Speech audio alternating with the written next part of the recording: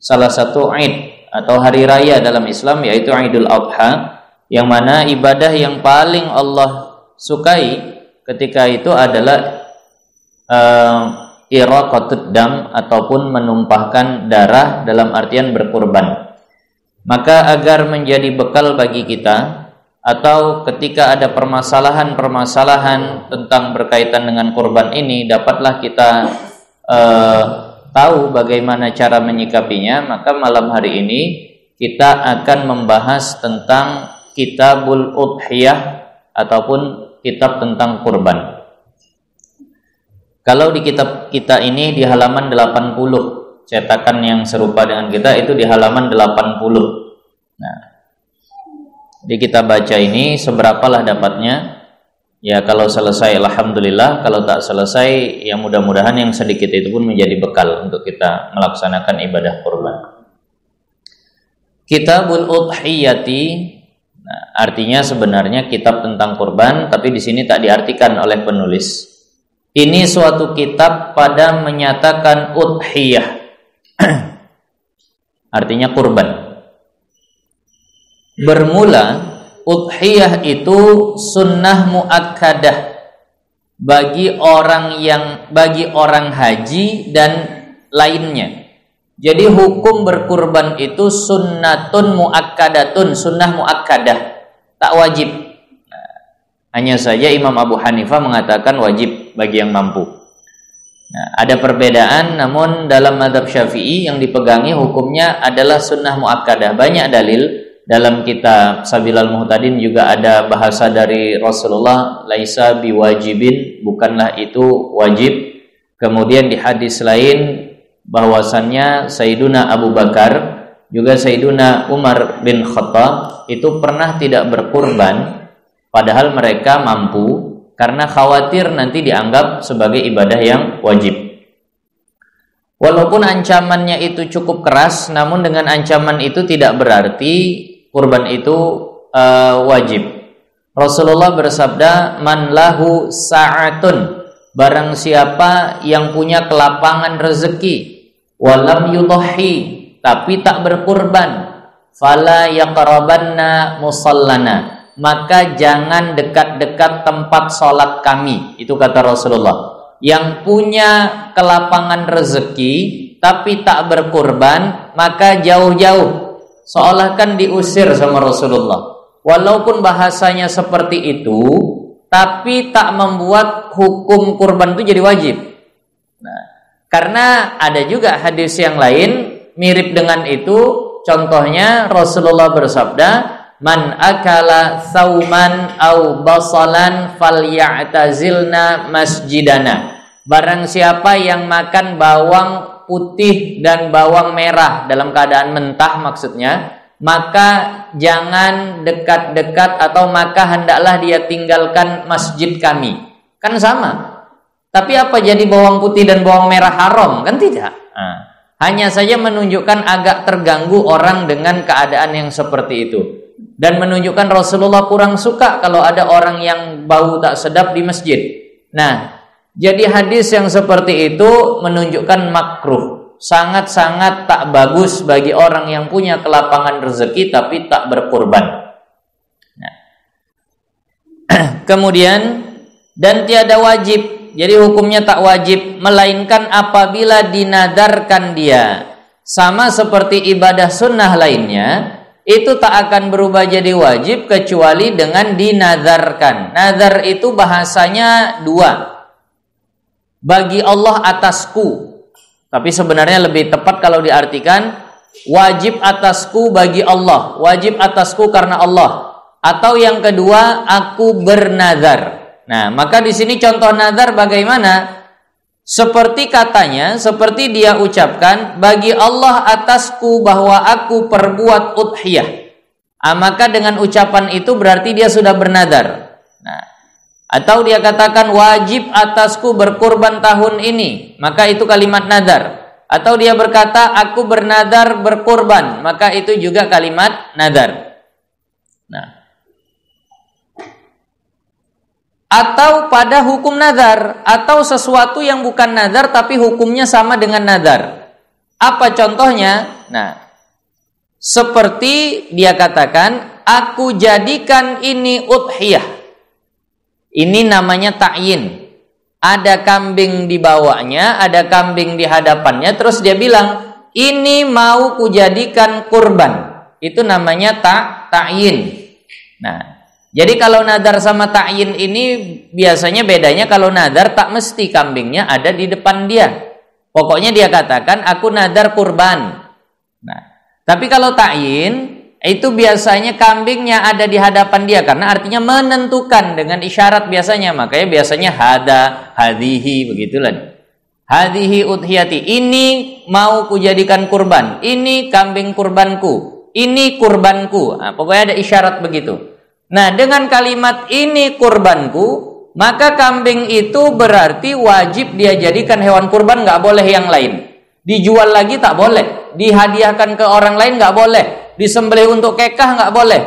Nah, jadi ada dua yang membuat kurban hukumnya jadi wajib. Yang awalnya kurban itu hukumnya sunnah, namun ketika salah satu dari dua hal ini dilakukan, maka dia jadi wajib. Pertama nadar, kedua ta'yin. Nadar tak mesti ada hewannya. Nah, aku nadar kurban, nah pakai manapun boleh. Mau lembu, mau kambing yang mana terserah. Nah, yang kedua yang membuat kurban itu jadi wajib, ta'yin. Ta'yin itu apa? Menentukan dengan isyarat, dengan kalimat isyarah, ini kambing kurbanku, maka jadi wajib kambing itu untuk kurban, tak boleh lagi untuk yang lain. Nah, jadi dengan dua hal inilah maka kurban hukumnya jadi wajib. Bahkan manakala berkata iya, ini udhiyah, bahkan kalau orang bilang ini kurban, begitu saja. Nah, bahkan kalau ditanya orang, berjalanlah misalnya Pak Isa sambil membawa kambing. Nah, apa itu Pak Isa? Ini kurban. Maka itu namanya ta'yin. Wajib Pak Isa kurbankan kambing itu. Tak boleh untuk yang lain. Dikasih ke orang tak boleh, dijual tak boleh, dipotong kekah tak boleh, potong daging biasa tak boleh. Walaupun itu, mohon maaf, lama sudah, berbulan-bulan sebelumnya. Bilangnya begitu misalnya di bulan Muharram. Nah, bulan Muharram ke bulan Dzulhijjah itu setahun tuh. Tetap harus dijaga bahasanya, tak boleh sampai diperlakukan untuk yang lain, tetap untuk kurban. Nah, jadi dengan ta'yin itu jadi wajib. Nah, jadi wajiblah ia. Nah, kalau sudah kurban itu wajib, baik dengan nadar ataupun dengan ta'yin, dan haramlah ia makan daripadanya, maka haram dimakan. Ini kaji sudah maklumlah bagi kita. Kalau kurban sunnah dimakan sedikit. Kalau kurbannya wajib, bukan wajib dimakan, tapi jadi haram dimakan walaupun sedikit. Nah, tak boleh sedikit pun dimakan. Maka hati-hatilah kita dalam berkurban ini, tak usah banyak tanya lah. Nah, kadang basa-basi ini bikin orang jadi tak bisa makan. Oh, beli kambing ibu untuk kurban. Alah lah, tak usah lagi. Udah dekat-dekat gini beli kambing untuk apa? Nah, jadi gitu. Tapi ya memang ada jawaban yang meloloskan dari pertanyaan itu. Di dalam kitab Asy-Syamsul Munirah, nah, fal jawabul mukhallisu min dzalika, maka jawaban yang bisa meloloskan supaya kita tidak ta'yin kurban tadi, maka ketika ditanya ya jawab saja. Nah, Bu, beli kambing itu apa? Nah, jawab, kalau bilang kurban jadi wajib, maka jawab mau dipotong nanti hari raya haji. Potong itu banyak. Bisa potong kekah, bisa potong kurban, bisa potong makan daging. Nah, jadi bahasanya begitu. Nah, kalau seandainya yang bertanya tetap nyinyir betul, potong apa? Kurban. Nah, bisa tetap disebut kurbannya, tapi langsung dinafikan wajibnya dengan disebut hukumnya. Iya, untuk kurban sunnahku, disebutkan sunnahnya, maka ternapi wajibnya. Nah, disebutkan sunnahnya, maka ternapi wajibnya. Jadi kalau menjawab begitulah, beli kambing itu apa Bu? Untuk kurban sunnahku. Nah, jadi langsung sunnah itu sudah menyatakan menafikan hukum wajib. Jadi disebutlah kalau mau begitu cara menjawabnya. Untuk kurban sunnahku. Nah, tetapi tiada jadi wajib dengan umpama katanya pada ketika sembelih, tapi tak jadi wajib ketika menyembelih dia bilang Bismillah Allahumma hadihi udhiyati fataqabbal minni. Di situ ada kalimat hadihi udhiyati. Itu artinya ini kurbanku. Loh, itu kan ta'yin itu.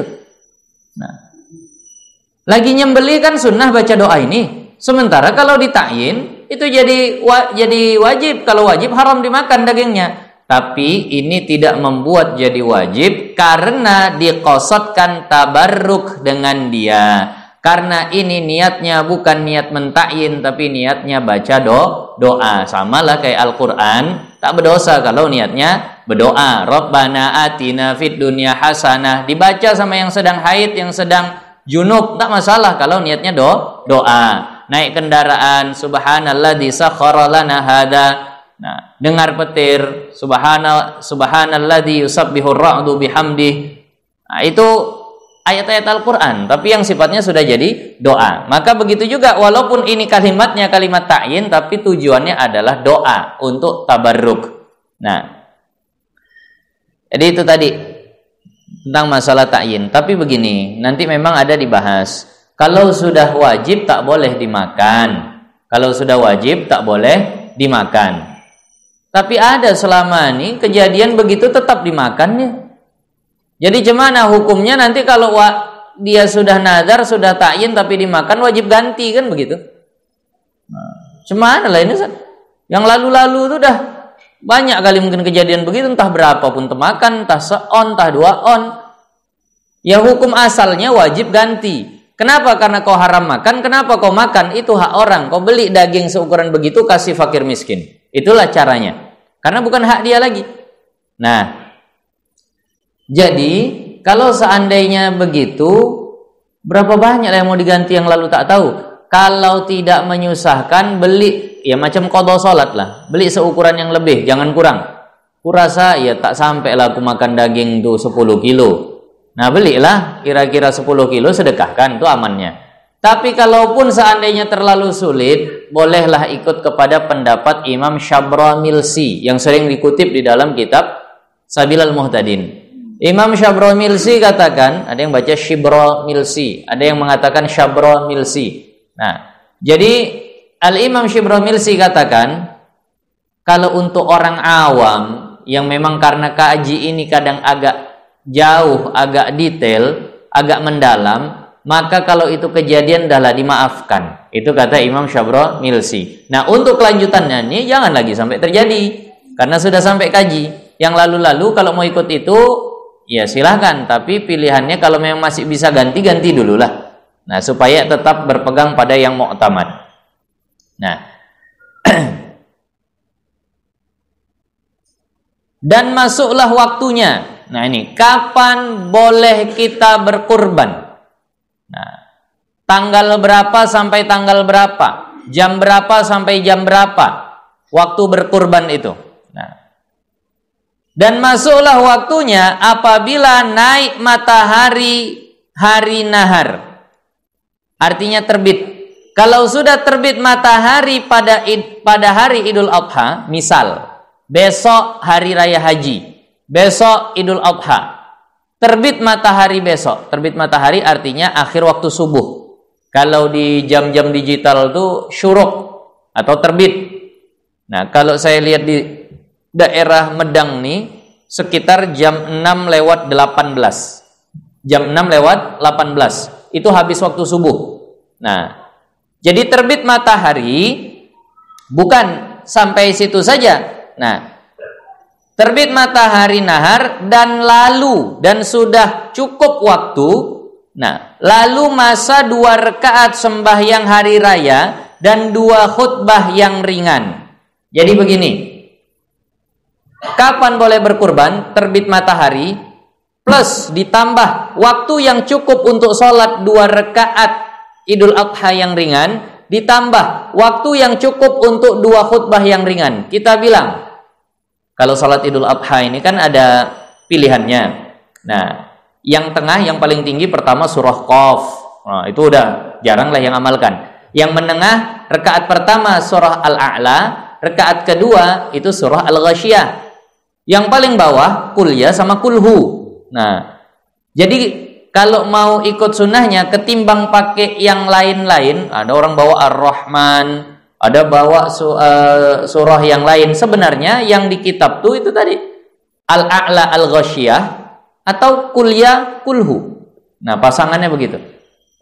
Jadi kita bilanglah kita pakai yang tengah Al-A'la dan Al-Ghasyiyah. Kira-kira salat 2 rakaat dengan surah pertamanya Sabbihisma Rabbikal A'la dan surah keduanya Al-Ghasyiyah tambah takbir yang 7 kali lah, namanya salat Id tadi di situ. Berapa menit lah itu? Selesai 10 menit. 15. Nah, jangan mujawad juga bacanya lama, yang biasalah. Kira-kira bilanglah 15 menit. 2 khutbah yang ringan, kita bilang rukunnya saja, nggak usah pakai tausiah yang sampai sejam setengah tuh. Nah, rukunnya saja 2 khutbah 5 menit lah ya.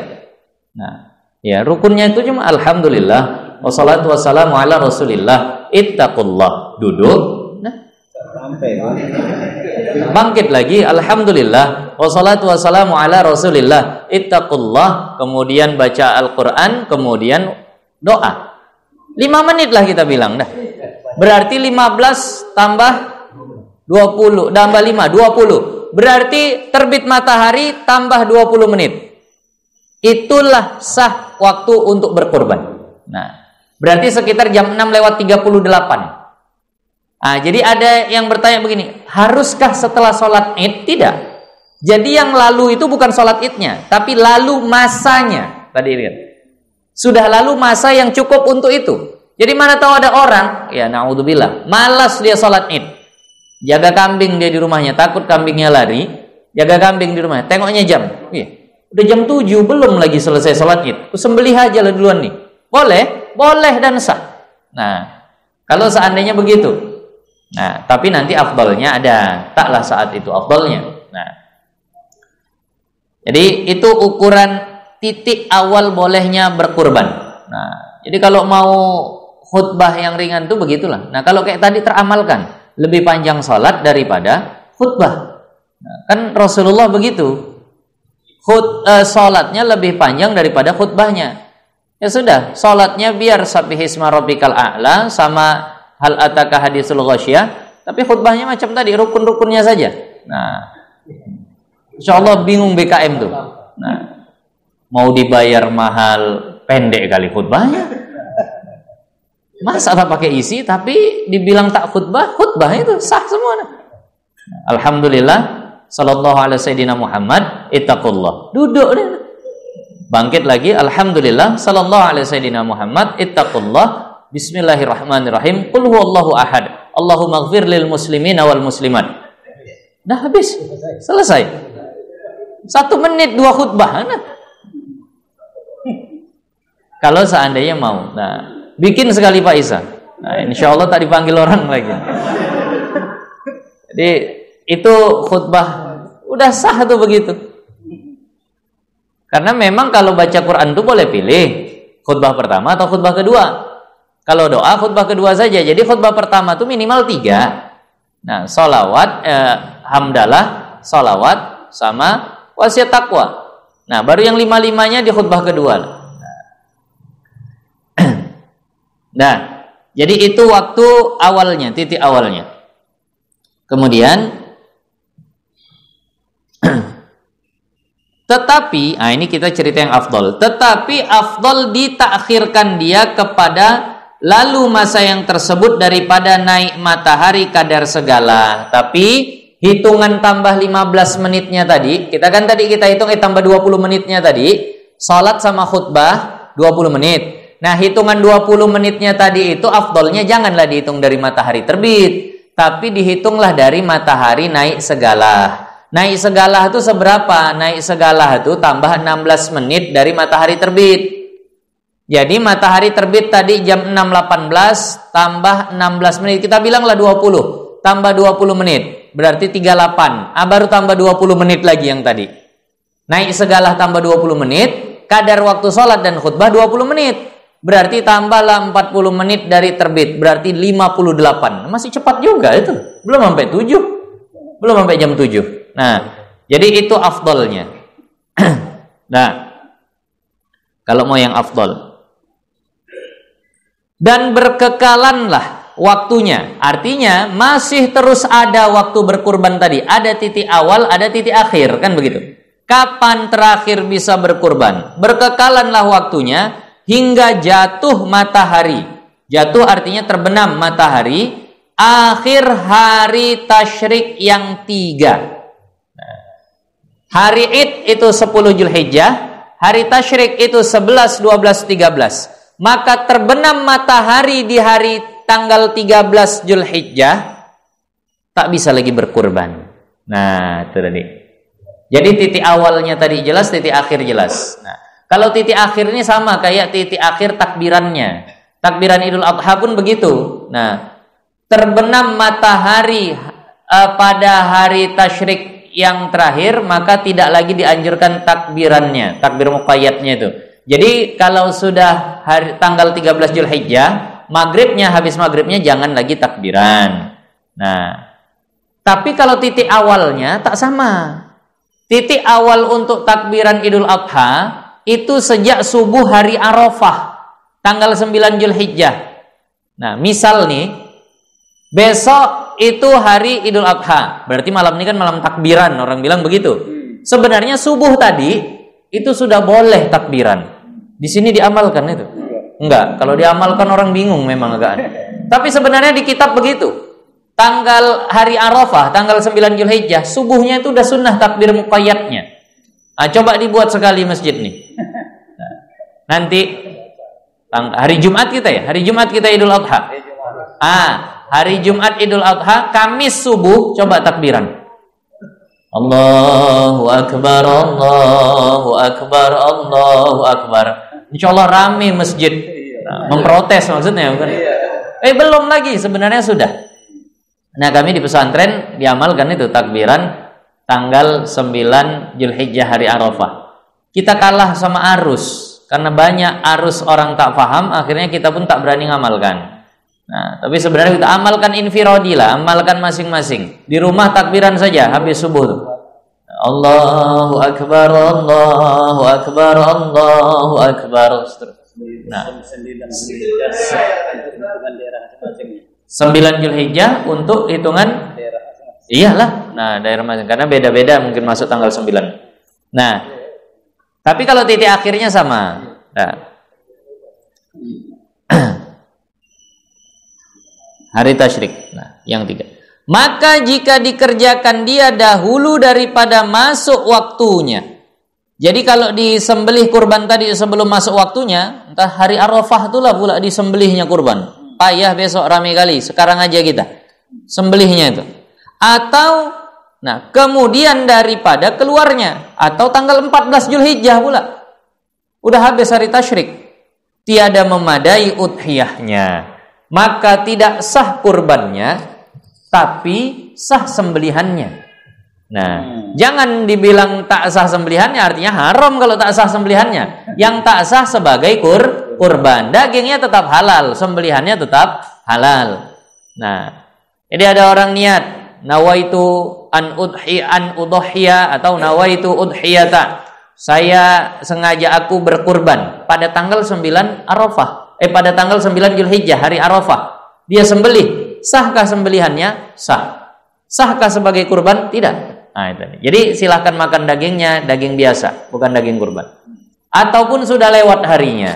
Nah, itu pun sama. Nah, tapi ada kecualinya. Melainkan jika dinadarkan dia. Kecuali kalau dia kurbannya kurban nazar. Misal dia bilang, aku nazar kurban. Nah, aku nadar kurban. Atau ditambahlah memang lebih jelas, aku nadar kurban tahun ini. Dia katakan misal begitu, aku bernadar kurban tahun ini. Ternyata tanggal 10 belum berkurban, 11 belum, 12 belum, 13 pun belum.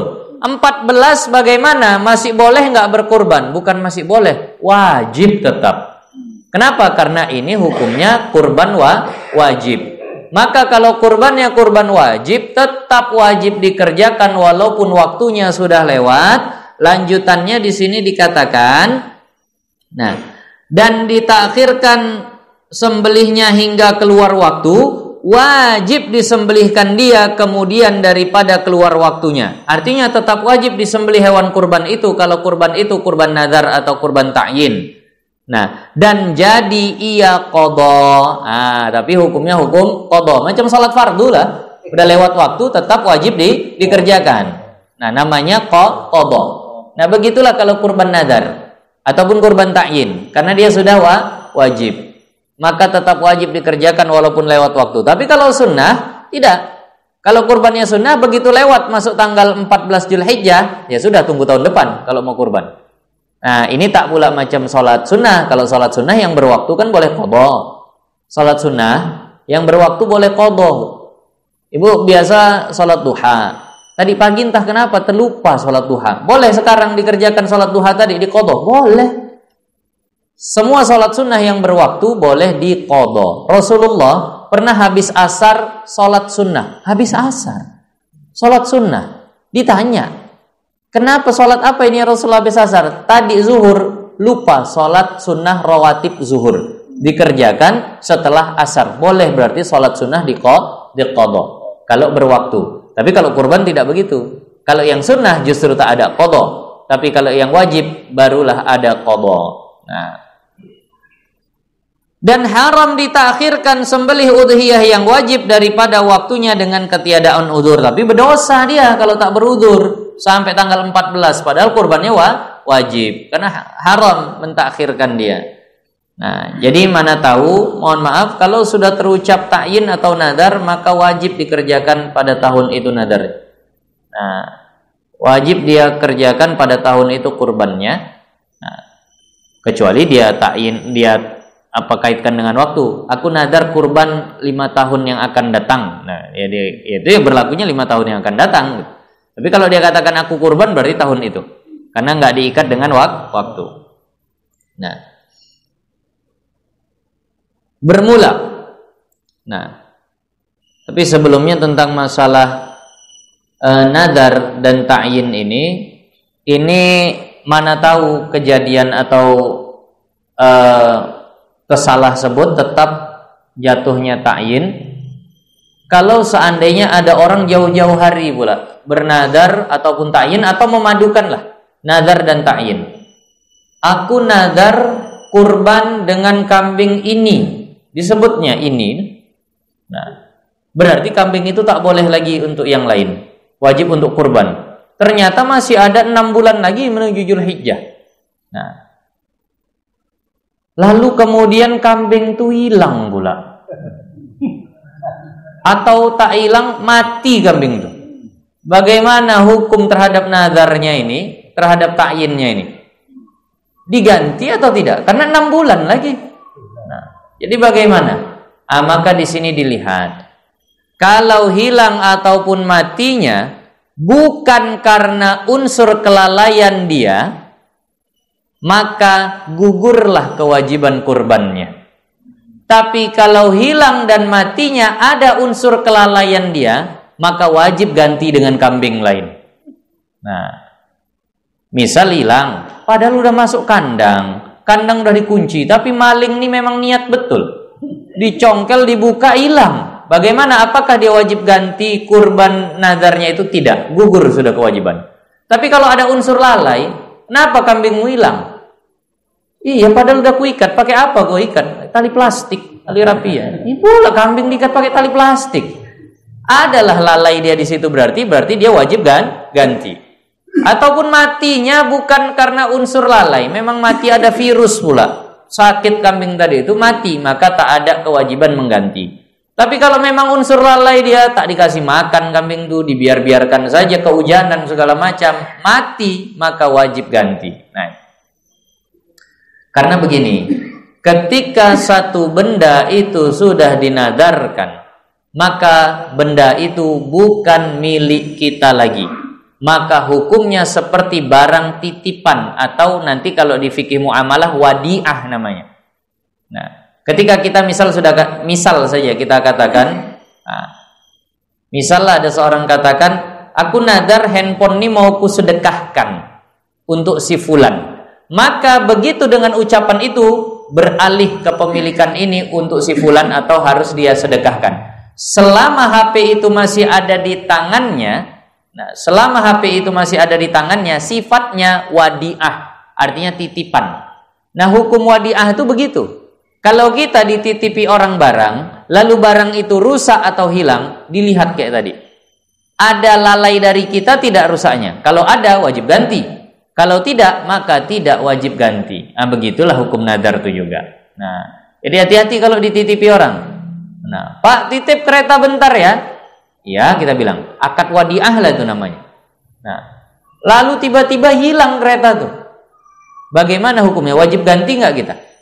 Nah, ya lihat, kenapa bisa hilang keretanya? Ternyata kuncinya tak kita lepas, tak kita kunci setang, tidur malam taruh teras saja, tak masuk rumah. Wajib ganti kalau begitu. Kemana pula wajib ganti? Kok titip? Ya titip bisa hilang kayak mana ceritanya, Pak? Ya rumahku tak muat pula lagi, taruh aja di teras. Lupa pula aku cabut kuncinya, ya wajib ganti kalau begitu. Makanya tukang parkir nih, tukang parkir kalau di Medan nih, ya Allah, pantang letak kereta, Pak. Di Medan, hati-hati Bang letak kereta kalau tak punya duit 2.000, jangan letak kereta pinggir jalan. Awal tak ada dia, gitu mau pulang muncul deh. Pernah kami di Medan tuh berhenti di mana pun tengok-tengok. Pokoknya sudah 2.000 itu harus ada. Kalau seandainya yang parkir itu wadiah lah, misal kita katakan dia menitip, kalau hilang wajib ganti dia tuh. Kalau seandainya tak dia jaga, ditinggalnya sana sini, tapi tak ngerti dia hukum wadiah, cuman lagi menuntut. Nah, kita lanjut. Bermula yang sah dibuat udhiyah itu. Nah, sekarang hewan apa yang sah dijadikan hewan kurban? Nah, apakah semua ternak? Kita tahu ternak, tapi apakah semua ternak itu boleh dijadikan hewan kurban? Ada yang ternak lele, ada yang ternak ayam, kurban lele dan kurban ayam. Nah, bagaimana hukumnya? Nah, bermula yang sah dibuat udhiyah itu, ini jangan salah baca. Bukan anta, unta. Nah, tak berbaris itu. Bermula yang sah dibuat udhiyah itu anta. Ana pula sah dibuat jadi kurban. Anta itu artinya engkau, bukan engkau tak sah jadi hewan kurban. Unta. Nah, dan lembu, dan kerbau, dan kibas atau kambing. Nah, jadi 5 saja. Kalau disebutkan sini, unta, lembu, kerbau, domba, sama kambing biasa. Kambing apa dibilang sini, Pak? Yang lurus. Kambing biasa. Kambing biasa. Nah, kambing biasa, ada domba sama kambing biasa. Itulah yang sah dijadikan hewan kurban. Karena begini, kurban ini adalah ibadah yang berkaitan dengan hewan. Maka disamakan dia dengan ibadah lain yang juga berkaitan dengan hewan. Apa ibadah lain yang berkaitan dengan hewan? Zakat, kan begitu. Maka mana yang kena zakat, itulah yang sah untuk kurban. Nah, zakat kan itu saja. Kambing, berapa ekor kambing baru kena zakat? 40. Nah, lembu, kalau lembu 30. Unta, kalau unta berapa? Nah, karena memang jarang, dia tak tahu. Kalau unta 5 ekor saja punya unta wajib zakat. Nah, kalau unta itu nisabnya cuma 5 ekor saja. Nah, itulah yang kalau ada yang ternak ayam tak kena zakat itu. Mau sampai 1000 ekor pun ayamnya tak kena zakat ternak. Tapi kalau dia jual kena nanti zakat tijarah jadinya. Nah, jadi karena itulah yang berkaitan dengan hewan, maka disamakan itu juga lah yang sah untuk kurban. Nah, jadi lembu dan kerbau dan kibas. Nah, jadi domba ataupun kambing biasa. Nah, maka syarat sah udhiyah. Nah, syarat sah udhiyah hendak ada ia daripada binatang yang tersebut. Jadi harus itu. Kalau ada yang mau kurban pakai kuda, tak boleh. Nah, kurban disembelihnya misalnya kijang, nggak boleh. Nah, Dan daripada Ibnu Abbas radhiyallahu anhuma, tapi ada satu pendapat dari Abdullah bin Abbas radhiyallahu anhuma, dipadakan dengan menumpahkan darah jua. Menurut Sayyiduna Abdullah bin Abbas, yang namanya kurban itu sah dengan segala bentuk penyembelihan yang menumpahkan darah. Nah, dan jikalau daripada ayam atau itik sekalipun, wah ini Sayyiduna Abdullah bin Abbas bilang sah berkurban pakai ayam, sah berkurban pakai itik, pakai angsa. Yang penting sembelih, tumpah darahnya sudah untuk kurban. Nah, seperti barang yang berkata oleh Maidani. Nah, itu yang juga dikatakan oleh ulama Maidani. Kalau dulu Maidani nama ulama, sekarang nama grup penyanyi pula Maidani. Dan Syekh Bajuri juga guru dari Syekh Imam Bajuri. Nah, guru dari Imam Al-Bajuri. Namanya Imam Syarqawi. Kalau mau dibuat catatan di situ, Syekh itu guru dari Syekh Al-Bajuri. Gurunya Imam Bajuri. Siapa namanya? Imam Syarqawi. Di situ tak ditulis. Nah, menyuruh taklid akan dia. Nah, itu disuruh taklid kepada pendapat ini, tentunya bagi orang fakir miskin. Di sini ada yang kurang nih. Kalau di Hasyiah Bajurinya, kalau fakir miskin boleh ikut ke sini. Jadi begini, pendapat-pendapat lemah begini, bolehkah kita fatwakan ke orang? Kita lihat, kalau untuk umum tetap kita fatwakan yang kuat. Tapi kalau yang lemah-lemah nih, kita lihat orangnya, personalnya. Jadi misal tentang pertanyaan ini, ada orang naik Kijang Innova, turun depan rumah kita misalnya. Habis itu dia bilang, boleh kurban pakai ayam atau angsa? Apa jawab kita? Tak boleh. Harus unta, lembu, atau kambing. Kenapa? Kita lihat dia mampu gitu. Tapi kalau nampak kita, kenal kita, ada orang fakir miskin. Betul bapak ini hidupnya pun dah susah. Datang dia ke kita. Takut aku sampai mati. Tak ada terbuatku kurban ini.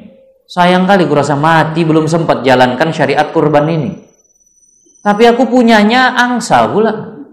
Boleh aku kurban pakai angsa? Apa jawab kita? Boleh, silahkan Mbak. Kenapa? Yang pertama, cari kemudahan. Yang kedua ini, justru dia pingin takalluf. Dia pingin tambah beban dirinya dalam ibadah. Kalau cari kemudahan jangan kasih. Tapi kalau kayak ini, karena memang semangatnya semangat ibadah, bukan semangat nyari kemudahan, bilang, oh kalau ini Bapak silahkan ikut pendapat Imam Syarqawi, ikut pendapat Imam Sayyiduna Abdullah bin Abbas. Silahkan Bapak sembelih angsa Bapak dengan niat kurban. Habis itu Bapak bagikan sama fakir-fakir miskin sekitar Bapak. Tapi kita bilang, nggak usah dibilang terima kurbanku ya, nggak usah. Nanti orang terkejut nerimanya. Nyembelih ayam, ibu terima kurbanku. Ayam pula kurban apa? Aliran baru lagi nih Islam nih kurban ayam. Padahal itu dari lama tuh, dari zaman Abdullah bin Abbas sudah ada pendapat seperti itu. Jadi kalau mana tahu Bapak Ibu memang ada yang pingin betul tapi tak mampu. Nah, maka silahkan ikut ke sini, tapi waktu bagi-bagi tak usah bahasanya bilang kurban. Dan kerjakan sendiri, nggak usah ayam itu dibawa ke masjid kasih panitia kurban, ya Allah. Kerjakan sendiri saja. Mau berkurban, mana kambing ibu? Tak bisa, ini ayam saja. Ya Allah. Jadi kerjaan lagi panitia kurban. Jadi kalau seandainya begitu, amalkan untuk amal pribadi. Kalau kita fatwakan, tetap pakai fatwa yang mu'tamad, fatwa yang kuatnya, yaitu unta, lembu, dan kambing. Nah.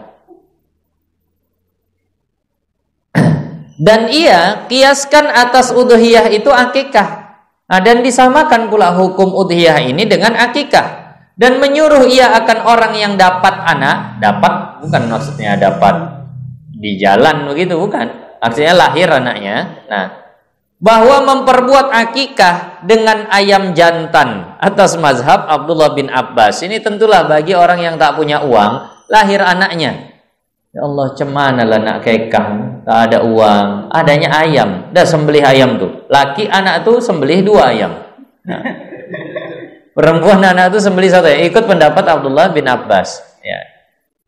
Jadi boleh gitu. Masak bagikan orang. Ikut masak sunnahnya lah, tidak pedas, dimasak manis kan begitu Keka. Nah, kalau manis tuh semur Bu ya. Semur yang manis Bu ya.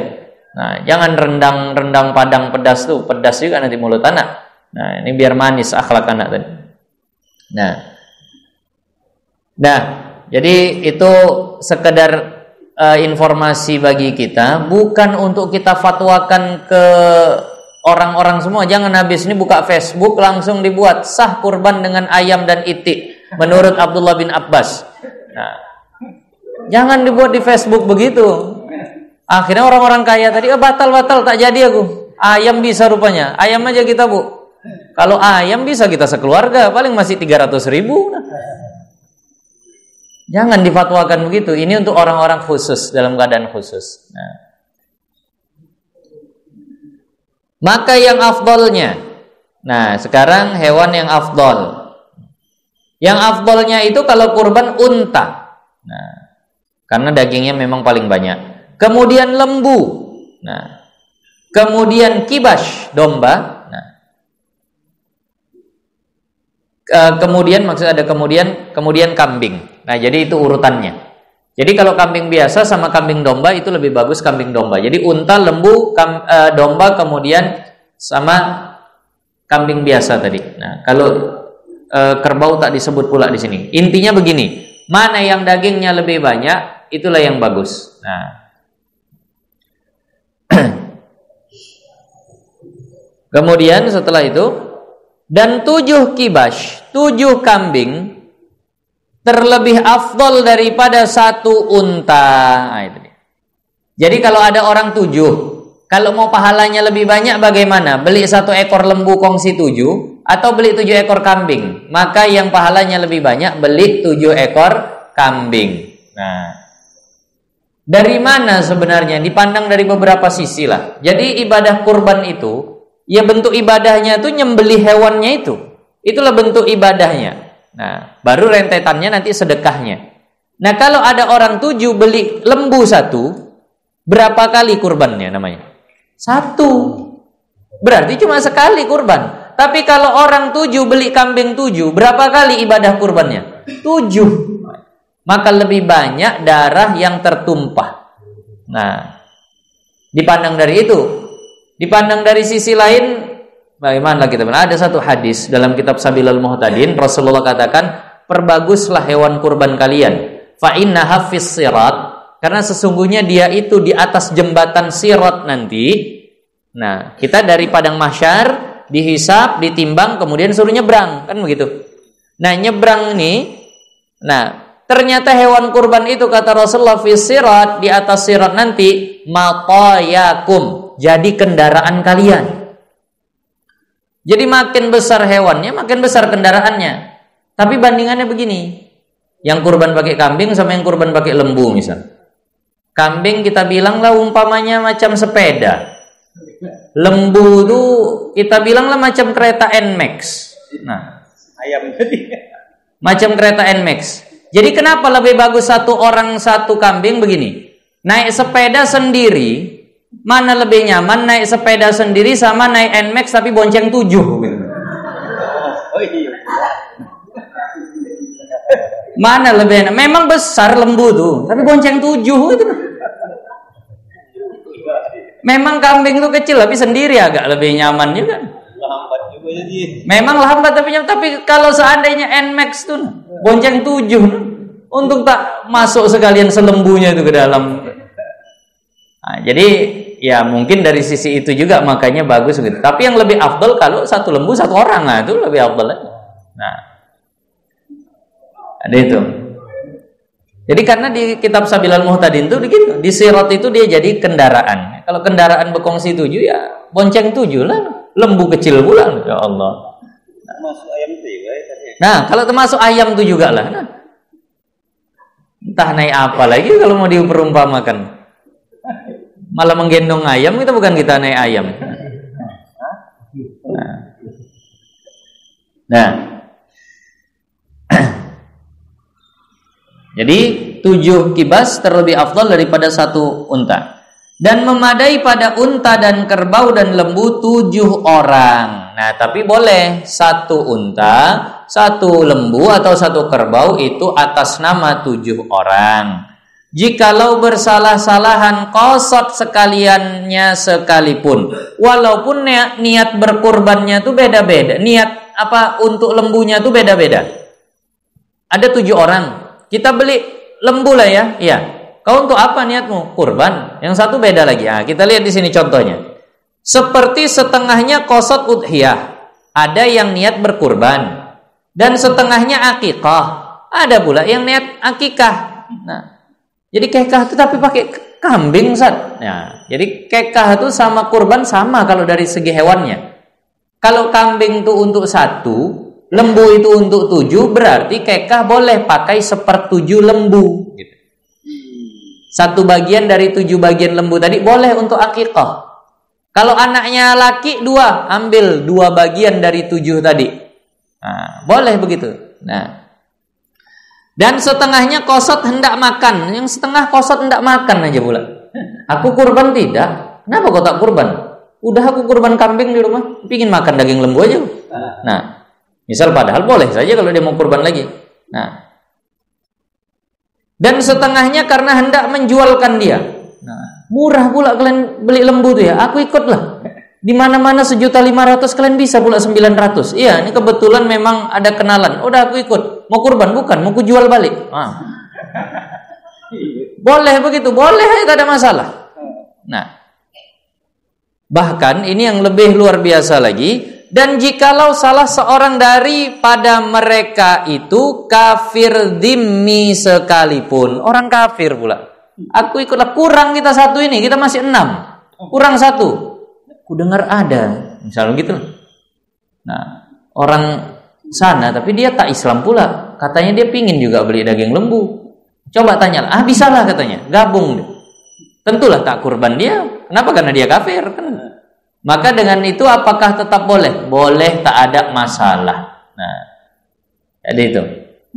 Bercampur niat semua. Yang mau berjualan 1, yang mau berkurban 2, yang mau kekah 2, yang orang kafir tadi ini ada pula 2 lagi yang mau makan saja begitu. Boleh begitu, boleh, tak ada masalah. Tiada memberi mudarat pada barang yang dikosotkan dia oleh yang lainnya daripada udhiyah dan umpamanya. Jadi tidak mempengaruhi niat yang lain. Yang kurban tetap sah dengan kurbannya, yang kekah tetap sah dengan kekahnya, yang mau jualan silahkan dijual, yang mau makan saja silahkan dimakan, tak ada masalah. Nah, kemudian maka dibahagikan dagingnya 7 bagian yang bersamaan. Setelah disembelih bagilah 7, harus rata 7 itu dibagi. Nah, antara sekaliannya kepada semua tadi orang yang terlibat, baik yang jualan, yang kekah, yang kurban, bukan kurban. Aku agak lebih banyak lah ya, aku kan kurban, tidak, harus sama. Nah, kecuali kalau ridho lah kawan-kawannya. Dan memadai pada kibas atau kambing seorang jua. Nah, jadi kalau kambing atau kibas ini memadai untuk 1 orang jua, maka 1 kibas seorang afdal daripada bersekutu 7 orang pada 1 unta. Ini tadi sudah kita bahas. Nah, jadi ibu kalau saya pilih bagaimana? Pilih kambing saja. Nah, tapi kalau ini disampaikan kasihan ya, tak ada nanti yang nyembelih lembu. Sementara kita pun pingin juga makan lembu, ya bebaslah, terserah pilih mana. Nah. Kemudian ini syarat masing-masing hewannya. Mana tahu ada pengusaha lembu, pengusaha kambing di sini, supaya jangan salah kalau hendak menjual untuk hewan kurban. Dan disyaratkan pada unta hendak ada umurnya 5 tahun masuk kepada 6. Kalau mau kurban unta, untanya harus sudah 5 tahun jalan 6 tahun. Nah, jadi memang unta ini agak mahal karena itu juga lah dia harus besar 5 tahun baru boleh dijadikan hewan kurban. Nggak boleh kurang, justru harus lebih lah, bahasa 5 tahun ke atas lah. 5 tahun jalan kepada 6. Dan pada lembu dan kerbau dan kambing, nah sementara kalau lembu, kerbau dan kambing biasa, nah umurnya 2 tahun masuk kepada tahun yang ketiganya. Lembu harus lembu usia 2 tahun menuju 3. Kerbau, harus kerbau usia 2 tahun menuju 3. Kambing biasa, bukan yang domba ya. Kambing biasa harus sudah 2 tahun menuju 3. Nah, kalau domba bagaimana? Nah, dan pada kibash, ini kambing domba maksudnya, umurnya setahun. Nah, jadi kalau kibash ini agak lebih muda dia bisa. Kambing domba, kambing biri-biri itu asal usia udah setahun menuju kedua, udah sah dijadikan hewan kurban. Makanya banyak orang pakai itu. Jarang, apalagi di Medan. Sudah sangat jarang saya lihat kambing biasa dijadikan hewan kurban. Sini masih banyak yang pakai kambing biasa. Domba juga. Iya, karena itu tadi syaratnya nggak begitu lama, nggak mesti begitu tua. Setahun saja sudah bisa dijadikan hewan kurban. Bahkan bisa kurang setahun. Wah, ini luar biasanya.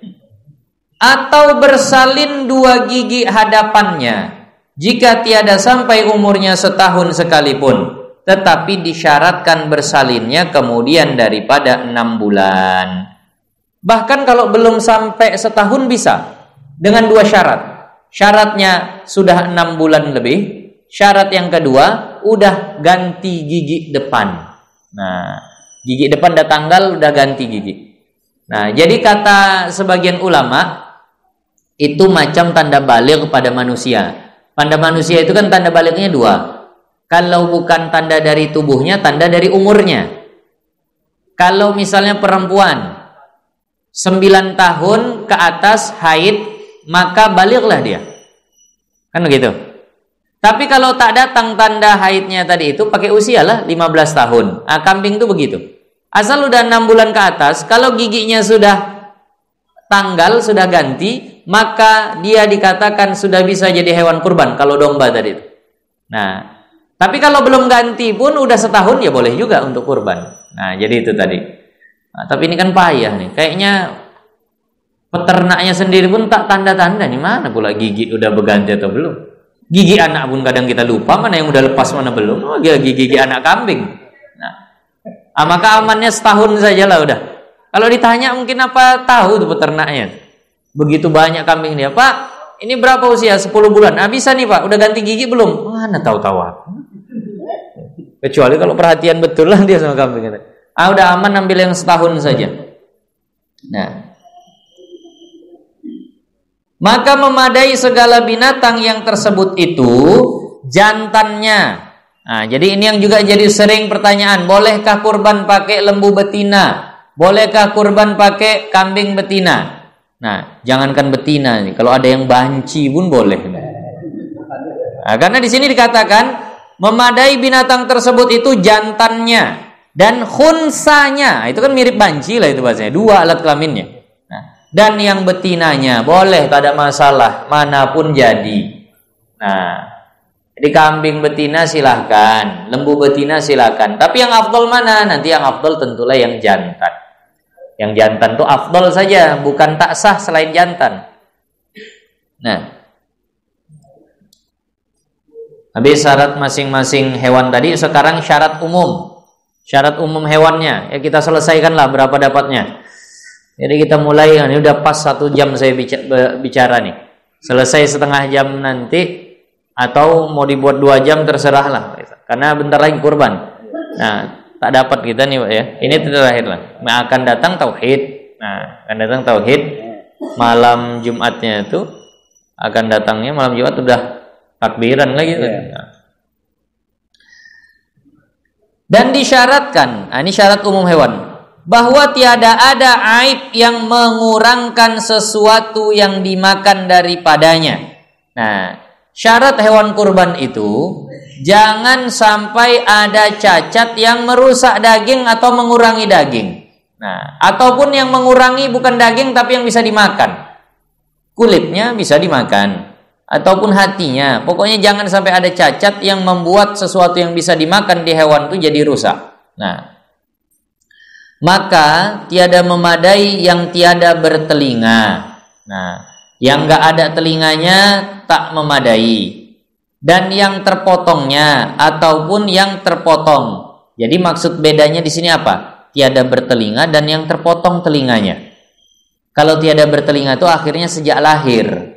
sejak lahir memang dilahirkan lembu tuh nggak ada telinganya satu, boleh untuk kurban? Tak boleh.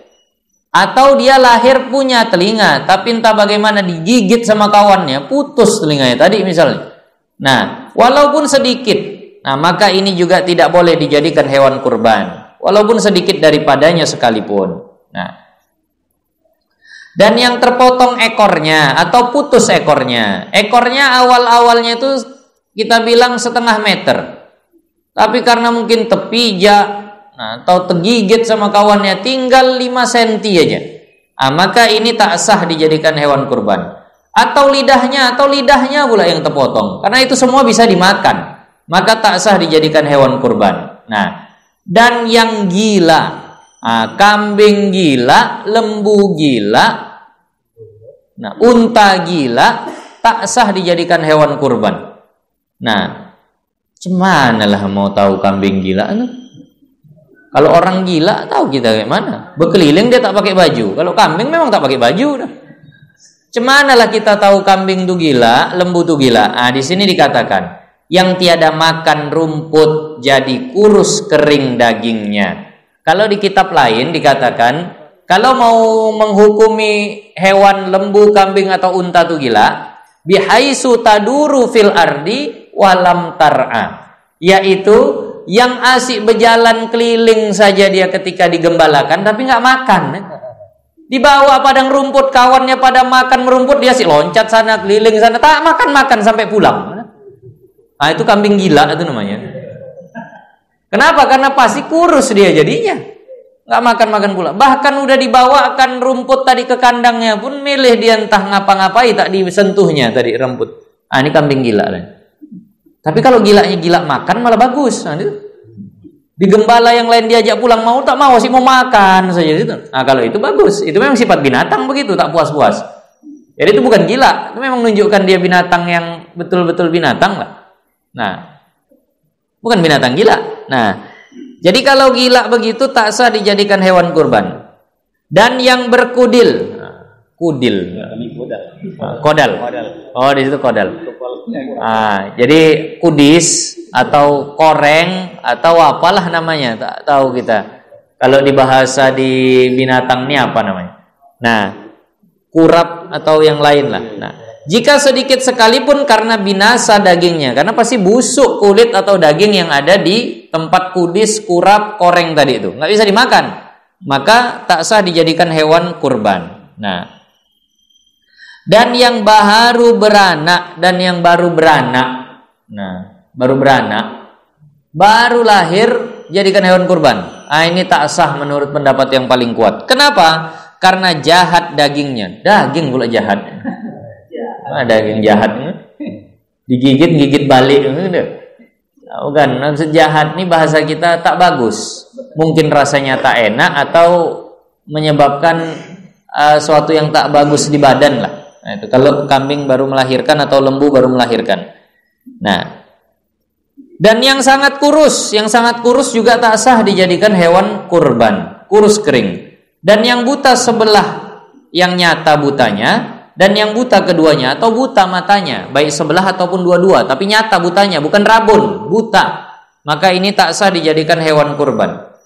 Dan yang nyata sakitnya atau sakit betul, sakit parah, nampak kambing itu terduduk aja, badannya besar, tapi terduduk saja, berair mulut, berair hidung.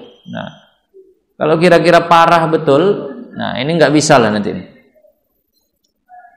Dan yang sangat timpang itu pincang ataupun sangat pincang. Nah, di situ apa? Timpang. Nah, jika, ini yang harus hati-hati nih panitia kurban. Jika hasil timpangnya sebab dibaringkan dia karena hendak disembelih atau umpamanya sekalipun, awalnya lembu itu sehat, tapi kita nggak tahu lah kalau di sini. Kami di Medan sana belum dapat tekniknya. Cuman menjatuhkan lembu itu yang gampang. Satu kampung juga nak menjatuhkan lembu itu. Kadang jatuhnya pun agak setengah di smackdown gitu. Wah, jatuh kuat kali. Itu kalau seandainya tak hati-hati, terpatah kaki lembu itu ketika hendak dibaringkan, batal untuk dijadikan hewan kurban, tak sah. Nah, jadi hati-hati betul. Kadang kan Lembu itu diikat, dimasukkan balok kayu di tengah kakinya, begitu deh.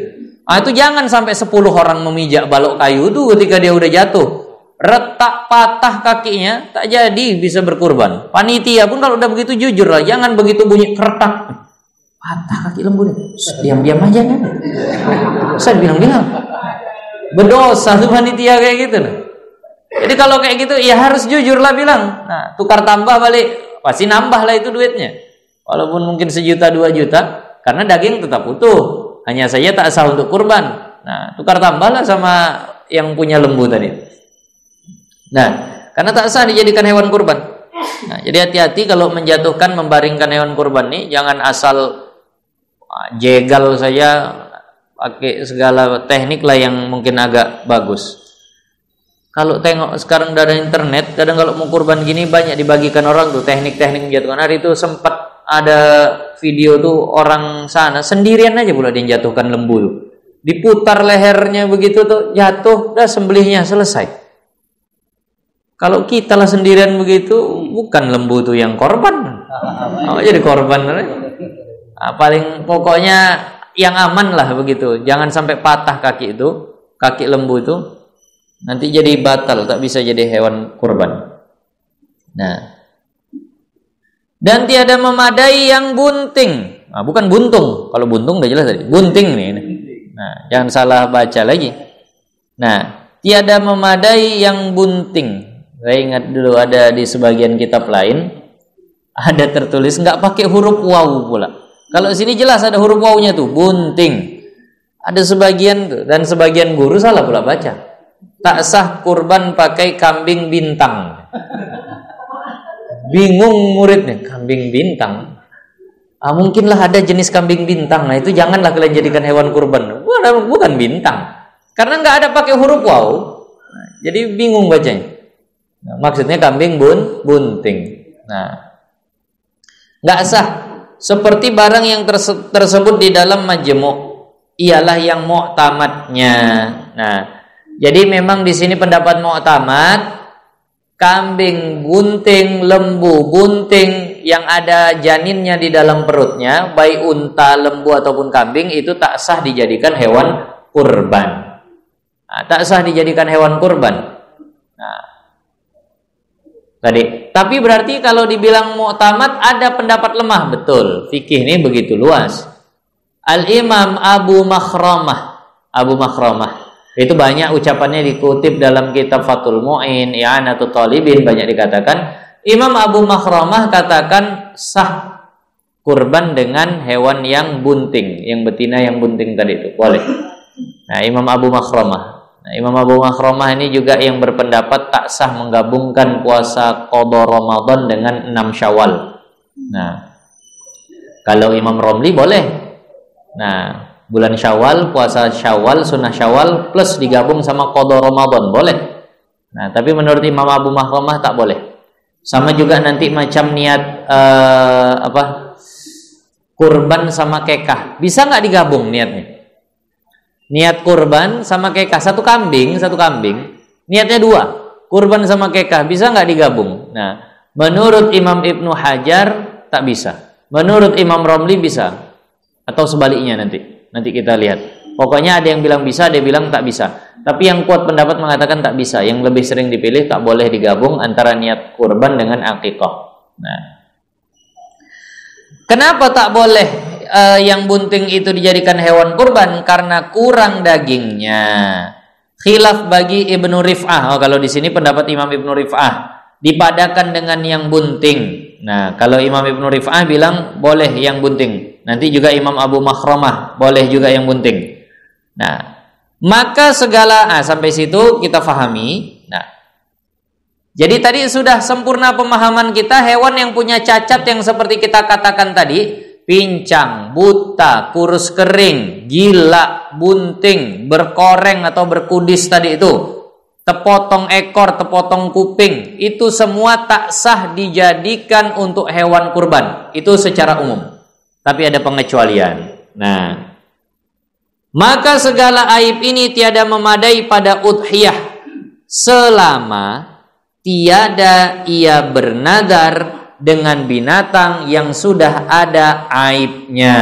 Nah, tapi kalau ada orang bernadar begini, dia punya kambing buta atau dia punya lembu pincang, tapi dia bilang, aku nadar kurban dengan kambingku yang buta ini.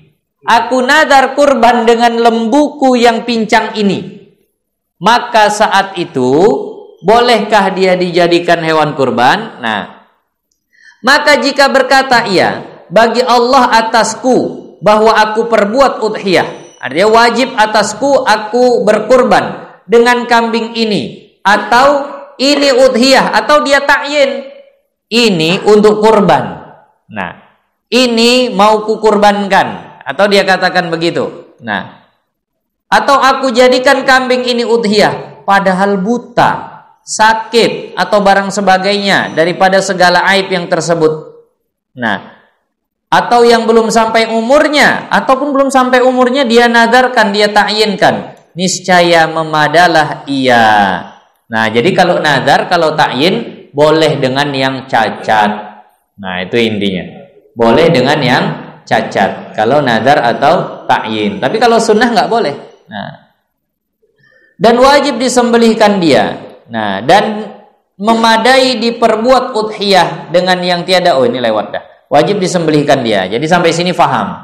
Kalau dia kurbannya nadar atau ta'yin, maka boleh dia gunakan yang cacat tadi. Tapi ketentuannya tak boleh dia makan. Nah, tadi. Jadi kalau seandainya, mana tahu kejadian ini kejadian. Kayak tadi, beli lembu sehat, alhamdulillah. Turunkan dari pickup, entah bagaimana, pickup tadi maju mundur, telenggek lah, terlindas kaki lembu tadi, patah. Nampak sama semuanya. Waduh, cemana ini Bapak Ibu yang punya lembu nih, sinilah dulu 7 orang. Patah kaki lembu Bapak Ibu nih. Tak sah dijadikan hewan kurban, bukan salah kami, memang supirnya pula. Tak mau pula dia tanggung jawab, kabur saja begitu. Jadi cemana lah ini, kami tak punya uang lagi. Gini saja, semua bernadar. Nah, semuanya bernadar hendak menjadikan lembu itu, maka sah. Tapi ya ketentuan kurban nadar, Bapak Ibu semua tak boleh makan dagingnya. Nah, jadi sah itu dijadikan hewan kurban, sah kalau dia nadar atau ta'yin. Mana tahu kejadian begitu. Nah, ketimbang bingung kan mau cari ibadahnya saja ini. Kalau mau makan daging lembu kapan-kapan bisanya. Nah, beli banyak dipajak. Kalau masalah daging lembu. Jadi begitu kambing tadi atau lembu itu kakinya patah, tak punya uang lagi, udahlah nadar. Nah, aku nadar kurban dengan lembu ini, padahal patah kakinya. Yang satu lagi juga begitu semuanya, maka sah itu dijadikan hewan kurban. Tapi ya ketentuannya kurban nadar, tak boleh dimakan dagingnya, tak boleh oleh dia dan keluarganya nanti. Nah, itulah solusi. Mana tahu nanti kejadian. Nah, ya mudah-mudahan terima. Kalau tak terima udahlah Pak, dapat pahala banyak, kurbannya jadi nilainya wajib. Ya tapi aku ingin makan daging lembu. Bisa nanti kami mintakan sama yang lain. Nah, yang itu tak boleh. Daripada mengganti-ganti payah. Nah, kemudian yang berikutnya, dan memadai diperbuat udhiyah dengan yang tiada bertanduk dan yang patahnya. Nah, boleh dan sah dijadikan hewan kurban kalau hewan itu tak bertanduk atau tanduknya patah. Loh, tadi kalau kuping, ekor kalau putus tak sah kurban. Kenapa tanduk sah? Kalau ekor bisa dimasak, bisa dimakan, Bu. Bisa. Tapi kalau tanduk, siapa yang makan tanduk? Nah, karena ini bukan sesuatu yang dimakan, maka ini kalau tak ada pun tak mengapa. Kalau patah pun dia tak mengapa, selama patahnya tidak sampai mencederai daging. Nah, kita pernah ditanya, ada orang datang kepada kita, Ustaz, kemarin beli kambing, kambingnya liar kali pula, tarik pakai tali nggak mau, akhirnya tanduknya kami pegang. Waktu tanduknya dipegang tuh terlepas pula tanduknya, copot tanduknya. Boleh nggak itu lagi untuk kurban? Maka kita tanya, waktu lepas tanduk tuh, tengok di pangkal yang terlepas, ada terikut nggak daging atau kulitnya di situ. Kalau ada bagian yang bisa dimakan terikut di dalam tanduknya itu, tak sah untuk kurban. Tapi kalau ketika lepas murni tanduk saja, maka sah untuk kurban. Dilihat lagi. Kalau dia patah bagaimana? Boleh, tak ada masalah. Karena tak ada dimakan tanduk. Nah, tadi. Gitu juga nanti gigi. Kan nggak ada yang makan gigi. Nah, kalau kita makan kepala kambing kan tak ada yang mengunyah gigi itu. Luar biasa lah kalau udah bisa ngolah gigi ini dimakan. Nah, jadi memadai udhiyah dengan yang tiada bertanduk atau yang patahnya. Dan yang terbelah telinga. Nah, terbelah telinga boleh. Yang tak boleh terpotong. Terpotong tuh hilang, lepas. Tapi kalau terbelah misalnya telinga, koyak dia sedikit. Nah, jadi begitu saya, tapi nggak sampai lepas, maka itu boleh. Nah, ini pertanyaan yang sering ditanyakan. Kalau ada lembu ditindik telinganya, biasa untuk ngasih angka, untuk ngasih tanda begitu. Boleh nggak itu untuk dijadikan hewan kurban? Pertanyaannya, ada telinga, dicucuk jarum. Ada yang lepas nggak? Kayak ibu lah, telinga ibu ditindik, itu daging ada yang lepas atau tidak? Tidak, cuma bolong saja, maka tak masalah. Hukumnya macam yang terbelah tadi itulah. Kan kain kalau cucuk jarum nggak ada yang lepas dari kain itu. Nah, jadi itu tadi, maka sah kalau seandainya tidak ada yang terlepas. Nah, tapi kalau seandainya memang dilobangi dia, lobang besar begitu diambil lobangnya itu, kulit yang berlobang itu memang lepas begitu. Ah, kalau itu nggak boleh. Nah, tapi kalau sekadar bolong saja, dicucuk jarum dia begitu, tak masalah. Nah, jadi yang terbelah telinga dan yang itu apa di situ bacaannya? Tebuk. Ah, bolong. Ah, bolong tadi. Tebuk itu bolong. Ah, apa? Tebuk. Apa artinya? Bolong. Alhamdulillah. Ini yang saya lupa ini. Untuk bisa dagingnya bisa banyak. Aduh, tebuk itu bolong nih. Itu tombuk. Tombuk. Ya mirip lah itu. Aduh. Nah, hari itu saya baca nih, saya lewatkan, saya tak paham ini artinya. Nah, orang Melayu. Ah, cocok dengan yang tadi pula. Mungkin bisa bolong tadi itu. Nah, jika tiada hilang sesuatu daripadanya, kalau nggak ada hilang memang yang daging yang lepas tadi itu. Nah, jadi bolong tuh. Tambahkanlah mimnya kalau mau tambah mim. Tombuk.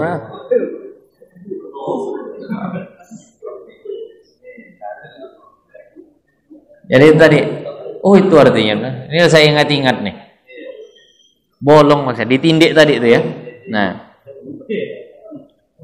dan yang tiada berekor. Nah, yang tiada berekor. Nah, dan tiada di situ umbing atau ambing? Berambing, ambing susu. Nah, kelenjar susunya itu tak ada. Nah, dan yang tiada bergigi itu boleh saja. Dan yang patah setengah daripada giginya itu juga boleh. Nah, tapi yang unik begini, tadi dibahas kalau ada hewan lahir memang tak bertelinga, kan nggak sah dijadikan hewan kurban. Tapi kalau ada hewan lahir tak berekor, maka tetap sah dijadikan hewan kurban. Sama-samanya bagian tubuh. Kalau kuping dari lahir tak berkuping, tak boleh jadi hewan kurban. Kalau ekor dari lahir tak berekor, boleh jadi hewan kurban. Apa sebab? Penyebutan pada cacat. Kita lihat kucing misalnya. Kucing nggak ada ekornya. Kita bilang kucing itu cacat nggak? Tidak. Biasa saja kita nengok kucing tak berekor. Tapi kalau ada kucing tak bertelinga dari lahir sebelah, apa kita bilang kucing? Cacat. Nah itu tadi. Kenapa? Karena daun telinga itu sesuatu yang lazim, yang bahasanya biasa dan mesti ada pada hewan. Nah, jadi maka dari itu mempertimbangkan itu, karena kalau nggak ada kuping sangat-sangat buruk dan sehingga dibilang cacat, maka tidak sah dia dijadikan kurban walaupun sejak lahir. Sementara untuk ekor itu sah kalau memang sejak lahir tidak ada ekornya. Tapi kalau awalnya berekor kemudian putus, tak sah. Nah, bisa dipahami lah. Bahas binatang kita bahas ini. Padahal ngaji fikih. Inilah luar biasa ulama dulu. Mana tahu nanti ada yang jadi pengusaha lembu, pengusaha kambing, tahu jangan sembarangan. Ini ekor. Nah, ini nggak ada ekornya, tapi dari lahir pula. Nah, silahkan, tak ada masalah. Nah, oh ini ekornya panjang, tapi panjangnya itu sudah sempat putus 5 cm karena terpijak kawannya atau kayak mana, nggak boleh juga. Nah, jangan sampai salah kasih sama orang. Atau kalau mau kasih solusi dia. Ini ada Bu lembu murah.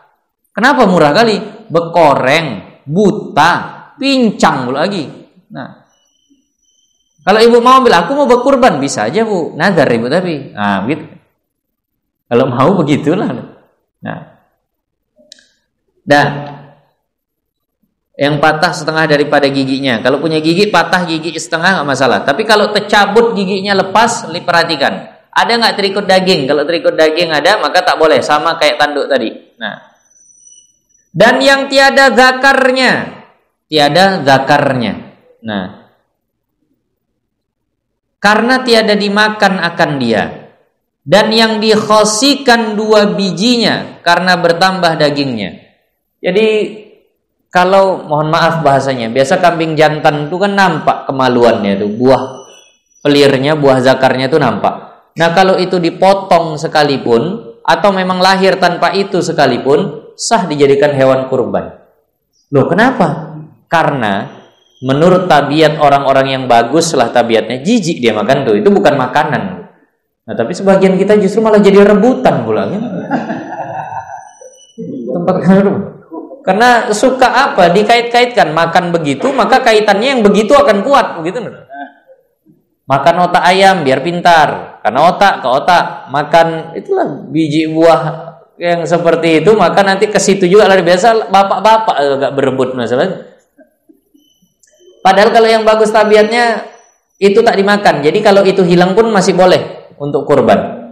Memang orang Indonesia, mohon maaf lah kita lah teman-teman, agak kurang jijik kita sama makanan tuh. Pengalaman saya dulu ketika mondok di Bogor, kami di Azen itu ada santri juga dari luar negeri, ada dari Malaysia, ada dari Thailand, bahkan ada dari Filipina, Asia Tenggara lah ada di situ. Nah, pernah cerita kawan satu waktu orang Malaysia ini dibawa ke warung Tegal. Nah, masakan apalah kampung begitu. Jadi satu kawan-kawan dari Indonesia itu, kawan-kawan kita lah yang orang Indonesia, pesan sambal usus ayam. Usus ayam itu goreng kering kemudian disambal. Ditanya sama orang Malaysia, apa itu usus ayam? Terkejut orang Malaysia itu. Itu dimakan, gitu. Kenapa? Di sana tuh sampah dibuang, di kita diolah dimakan. Kenapa? Karena kita tahu usus itu tempat, iya tempat tai ayamnya itu. Gitu. Ya udah tak dicuci, kita masih bisa dicuci bersih, makan lah. Gitu loh, agak memang kurang kita jijik makanan ini. Pokoknya bisa bahasa dibersihkan, makan. Pak ya halal, bukan nggak boleh. Kayak buah zakar ataupun buah zakar dari kambing tadi halal, boleh dimakan. Cuma beberapa orang merasa jijik dia makan kayak gitu, sehingga karena umumnya orang jijik itu dibuang pun tak masalah, tetap sah untuk kurban. Nah, jadi ya agak dikurangilah makan-makan begitu ya. Kurang bagus memang kan. Alhamdulillah kalau punya tabiat yang bagus gitu. Saya sendiri pun tak bisa makan yang begitu. Nah, terlalu agak menjijikkan lah nampaknya. Ekstrim. Nah, iya makan-makan begitu. Nah, makanan-makanan yang aneh-aneh begitu kadang kita payah. Nah, jadi tadi ada bahasa dan memadai yang dikhosikan. Dikhosikan itu bahasanya dikebiri. Dikebiri itu dihilangkan itu. Kenapa? Karena biasanya hewan kalau sudah dihilangkan itu bertambah dagingnya. Bertambah dagingnya, boleh. Nah, tambih. Ini tambahan, penutup lah kali ini. Tak selesai Pak Isa. Si panjang lagi dah, 1,5 jam. Nanti tanya jawab aja lah sisanya. Mana tahu ada. Si panjang agak. Nah, tambih. Nah, harus, ini masalah menghilangkan kemaluan hewan tadi, biar dia tak bisa kawin. Nah, itu maksudnya. Harus artinya boleh dikhosikan, dikebiri. Nah, dihilangkan, dipotong kemaluan hewan tadi. Nah, supaya nggak bisa kawin dia, boleh dikebiri binatang yang dimakan pada ketika kecilnya. Artinya asal hewan tuh halal dimakan. Nah, hewan tuh halal dimakan, yang biasalah, yang kurus-kurus, nanti kalau dikebiri jadi besar gitu. Hewan halal itu boleh dimakan, boleh dikebiri. Dan haram dikhosikan binatang yang tiada dimakan dia. Tapi kalau binatang ini haram dimakan, jangan dikebiri, apa faedahnya? Kucing misal, banyak kali di sini kucing udah berkeliaran sana sini, melimpahkan, udah kita kebiri saja kucing-kucing, nggak boleh juga. Tapi kalau kambing dikebiri boleh, kenapa? Karena itu membesarkan dia, menambah dagingnya. Tujuannya ngambil faedah di dagingnya. Lembu dikebiri silahkan. Nah, makanya mohon maaf. Walaupun tak macam kebiri, ada nggak pernah kita dengar kalau anak nanti habis disunat cepat kembang badannya, katanya begitu.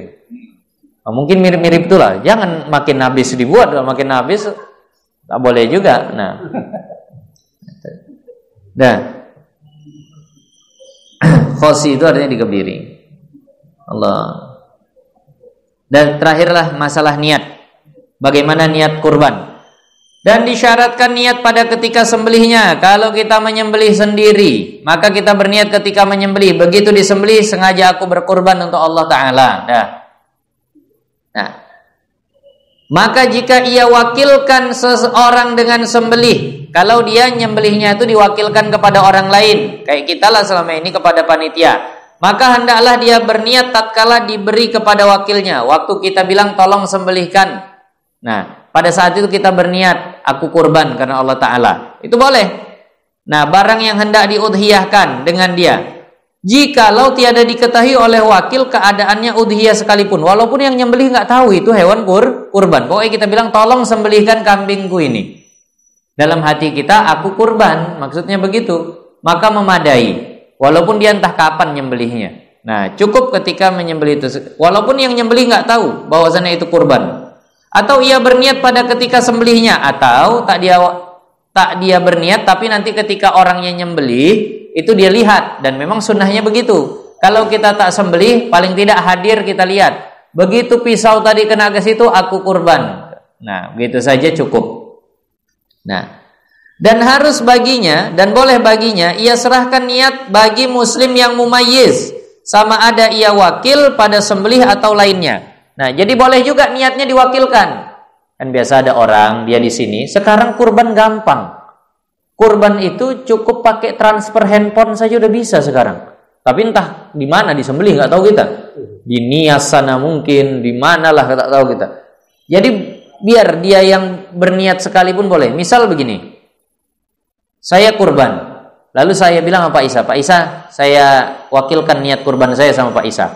Walaupun Pak Isa bukan yang menyembelih, tapi Pak Isa ketika melihat dia berniat, nah, aku niat kurban untuk nama saya disebut sama Pak Isa, boleh.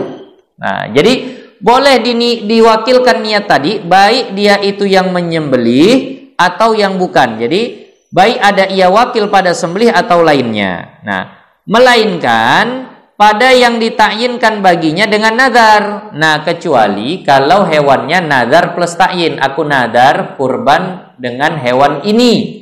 Itu nadar plus takyin atau takyin dengan nadar. Aku wajib atasku kurban dengan hewan ini. Ininya itu takyin, wajib ataskunya itu nadar. Nah, kalau yang dengan seperti itu tiada disyaratkan niat baginya.